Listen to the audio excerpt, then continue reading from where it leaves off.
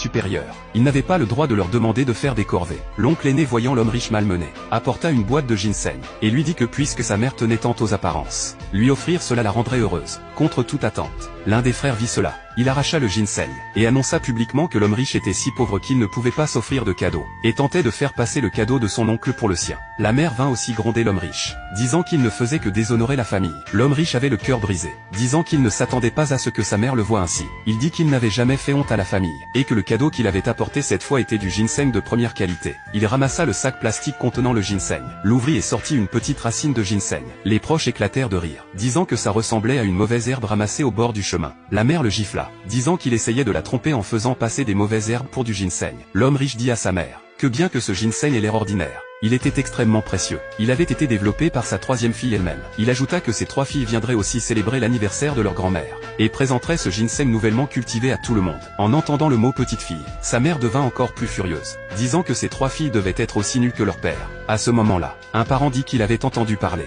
d'un nouveau type de ginseng récemment développé, et qu'il ressemblait exactement à celui-là.